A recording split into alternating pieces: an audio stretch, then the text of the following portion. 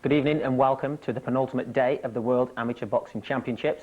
We've had 6 days of fierce competition here in Belfast, and after 310 bouts, we're down to the 12 finals. For British boxing fans though, one of them stood out more than the rest. The question was, could David Haye become our first boxer to win gold in the history of these games?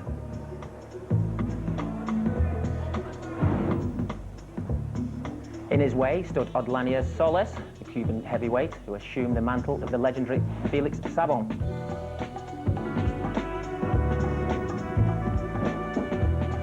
Tonight we'll also bring you the best of the Cuban stars in action in the other finals. Joining Wayne and me in the studio tonight is a man who won England's first World Championship medal this week, Carl Froch. Good evening. Good evening. How did it feel? It felt really good to make history. There you are on the rostrum there. It was an historic day, really. First medal we've won. Yeah, most definitely. Everybody was saying it's a big thing to go out and make a statement by winning a medal, and obviously to go out and do that, it's a really, really big achievement. It feels good to do. Did you have family and friends over here to share the moment? Yeah, I had my mother and stepdad and my older brother, but everybody else would have been watching at home. Did you believe you could get a medal when you came here?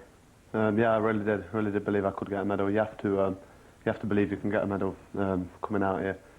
You have to be confident, or you don't get anywhere. Show some confidence anyway. Yeah, definitely. Well, after Audley Harrison's Olympic gold in Sydney, hopes were high that England could build on that success this week. The man who was closest to matching Audley's gold is David Haye. This will be your 4th contest in 5 days. Take us through what's happened so far. My first fight was against a guy from Netherlands, Holland.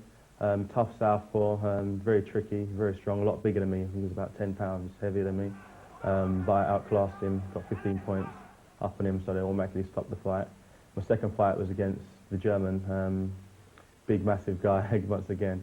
Olympic bronze medalist, great pedigree. They really wanted him to win.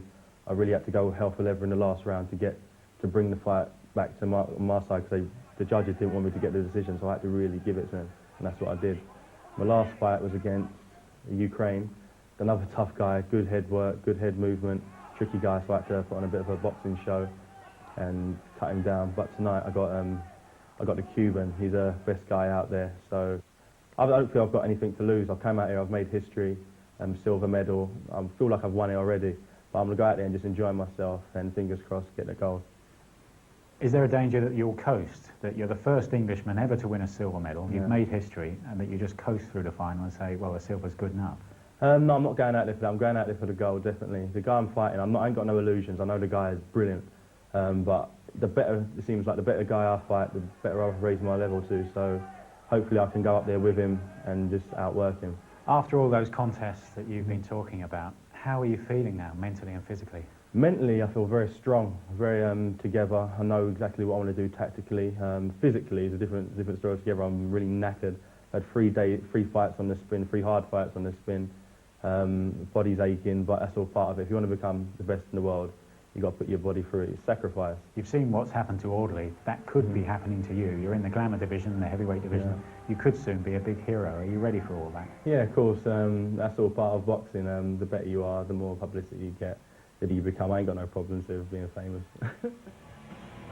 Well, the 20-year-old Londoner had a massive challenge on his hands this afternoon against the Cuban, Odlanier Solis.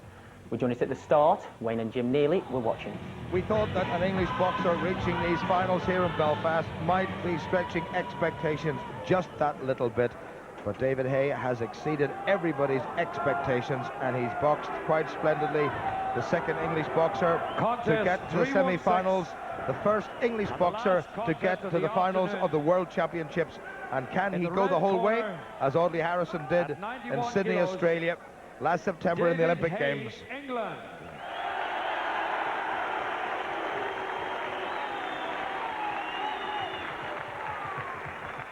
And in the blue corner, Odlanier Solis, Cuba. Well, who would have thought we would have Cuba against England for gold and silver in a world championship? But that is the case here in this heavyweight division. This is the 21-year-old, and this is just the 20-year-old, boxed a couple of years ago as a light heavyweight in Houston, went out in the first, I should say, second series to the eventual gold medalist. But David Haye has really performed quite splendidly. So David Haye guaranteed silver and 8 minutes away from gold. And what Wayne McCulloch will his tactics be? You know, David Haye's been fighting well the whole way through this competition. He's got natural punching power, and yesterday he proved that he can box as well, like he's doing right now, on the jab and move. Good solid right hand from Haye, and he's taken the lead against the Cuban, who tends to slap with the open part of the glove. And what Haye does, oh, he's got him with the right hand! What a cracker from Haye in the opening 20 seconds. And the Cuban rocked back in his feet, and I haven't seen a Cuban hit like that in living memory. What an absolute corking shot from the Englishman. And the Cuban champion rocked, and Haye has nailed him. Unbelievable shot. He hit the Cuban. He's got him badly hurt here. He can finish this fight if he steps it up. I've never seen anybody being hurt that bad in the whole competition. That was power of itself. Beautiful shot. Well, what sort of a chin does this fella Solis have? Because that was a shot that would have knocked over a JCB. 8-2 to David Haye. Who would have believed that? He beat the Olympic bronze medalist in the quarter-final. He came through against the hard Ukrainian Uzulkov, and he's caught the gold medal favourite flush on the chin, and David Haye is 9-2 up after just a minute of this final, and it was nearly over. This Cuban has not been the same since he got hit. David Haye's fighting a smart fight, sticking behind the jab and waiting for the right hand over the top. That's a punch that will do danger. He just needs to take his time and just try to set the punches in and make them count. Well, Solis was so impressive in the semi-final against Sultan Ahmed Ibragimov of Russia. The Olympic and European silver medalist. He's settled down a little bit, but what a shock he's been given by David Haye. I'll tell you, that nearly was the upset of this or any other competition in recent years. Look at David, he's so relaxed in there. He got his hands down. He's enjoying this. He's having a good time in there, and you know, he knows he got a good lead here, and he's on his way to gold. Well, in Houston a couple of years ago, in a second contest, he lost just by 8 points to 2 to the eventual gold medalist Michael Sims of the USA, and he's got to keep up this pressure. He's allowed the Cuban to come back into it ever so slightly, but that nearly was everybody's dreams come true with one very hard right hand. Well, that was a punch and a quarter right at the start of that round, and David Haye nearly disposed of Solis of Cuba with one big punch. Solis coming forward. There was that uppercut, delivered absolutely perfectly, and Wayne Rose saved the Cuban by stepping in. Here it is again, a little bit of wildness. He took his time. Wallop. Oh! Unbelievable shot. I'm surprised the Cuban didn't go right down on his back from that shot. Well, David Haye will look at this time after time after time, and if he's delivered a better shot in his entire career so far, I will be very, very surprised indeed. That nearly was a gold medal punch in the opening 20 seconds.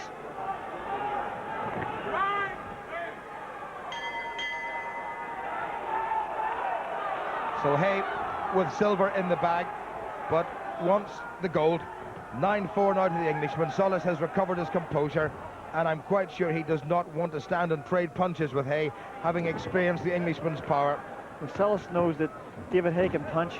He's got his hands up well, and he's not as fast as he was in the very first round. You know, he's taking his time. He knows David's got that big right hand, and if he lands it clean, he'll knock the Cuban out. Well, still 4 points up. Solis has got very, very fast hands, maybe faster than the Englishman's, but the timing and the accuracy and the way that uppercut was delivered in the first round was sensational.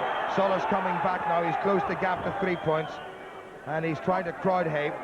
Well, it says a lot for this fella, and it says a lot for Cuban boxing that he can regain his composure after a shot like that, and he's closed the gap now to a single point, and one hopes that Haye's moment hasn't gone. Well, David needs to get on the jab here and start moving a bit. You know, the Cuban's coming back strong. David needs to throw shorter punches and move, throw combinations and stay out of trouble, get off them ropes.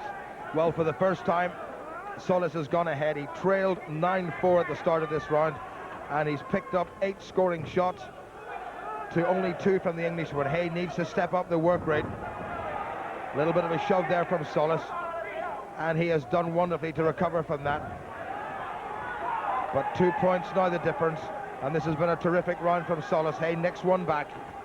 He's got to use that right hand again. He's got him again, but it wasn't just as hard, but it's a leveling point as opposed to a contest ending point. Terrific support from Haye here in the Odyssey Arena in Belfast. Haye's fighting, he's fighting a good fight here. throw combinations. If he throws the combinations, he'll jab, then the right hand will come right behind it, and that's a punch that could do the damage. This Cuban is strong. He's keep coming forward here, and he's trying to take David Haye out now. Well, this Cuban is a man who has not just forced an 8 count in David Haye, but he's a man who has beaten the great Felix Savant, 6 times the world and 3 times the Olympic champion. He's only 21 years old, the reigning Cuban champion, and he's going to turn round 4 points up, and that was a very, very tough round for David Haye. Yeah, the Cuban turned it right around there. You know, he fought a good round, pulled it back, but David's still in there. He's got a good chance. Good defense by the Cuban, very fast left hand. Blocked the Englishman's attack and came straight back at him. Good variation. The Cuban going down to the body. From the 75 kilo division and 91 kilo division. Good shot by David Haye right through the guard of the Cuban, but didn't in that second round do it often enough. Come on, he's got a few minutes to go. Keep him up balanced. Get that jab through the gap. Come on, sharpen it all up. Time the guard, get that chin down. Let the right hand go up through the belly as it comes. Or right through that gap. Come on, suck it in. Come on, let's go. Come on. Come on, find the space for yourself. Take him on. Don't let him back. David Haye up out of his corner. Solis taking every advantage in the minute gap between rounds 2 and 3. So the halfway point in this heavyweight final. Cuba against England. David Haye, who so very nearly won it in the opening 20 seconds under a little bit of pressure. He's 5 points adrift now. Solis has recovered absolutely wonderfully from what nearly was a contest winning shot from the Englishman, and he's come back and he's leading David Haye now by 6 points. And Solis, always the favourite in this division, is now showing exactly why. Solis has definitely stepped up the pace here. You know, he's looking for the big shot over the top. David needs to keep his left hand just up a little bit. He doesn't want to take too many of these counts, you know. He needs to keep his hands up and just go out there and fight. Well, that's the second count against him now. It's 3 in a round or 4 overall. And has Haye's best effort, well, come and gone.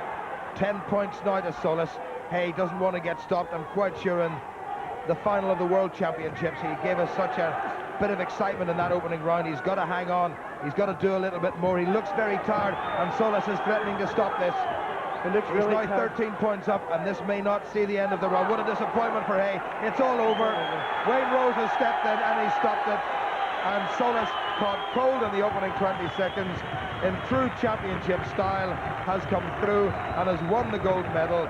He's outpointed and outclassed David Haye of England, who so very nearly produced a major upset. But no wonder this fellow is the successor to Felix Savant. He may not have Savant's physical stature, but I think he's got a better range of punching. What a turnaround, you know. He was almost out on his feet in the first round. He turned it right around, but David's nothing to be ashamed of. He's got a silver medal. He fought his heart out, almost had it won, but just it came up short. Well, too much pressure. The Australian referee, Wayne Rose, had a really good look. And Haye, under pressure right from the start of that third round, indeed from the middle of the second, simply couldn't sustain that sort of accurate punching. Haye has got a silver medal. He's very happy with that. But for one thrilling, magical moment, it looked as if Haye was going to turn the whole thing on its head and win the gold in the opening round. The referee stopped the contest. The winner, a 91 kilo world champion, Odlanier, in the red corner, Cuba. Odlanier Solis, the 21-year-old junior world champion from 1998, the Pan American champion of 99, the national champion for the past 2 years, has now fulfilled his destiny and has become the world champion. But David Haye is the first English boxer ever to win a silver medal, and this has been a wonderful performance from this fella Solis, and we'll see a lot more of him. From England, David Haye. He boxed in Houston as an 18-year-old. He came here to Belfast as a 20-year-old, and for one bright, shining moment, it looked as if David Haye was going to get a gold medal. Medalist. He's had to settle for a silver, but he's more than happy with that. Uzalkov of the Ukraine.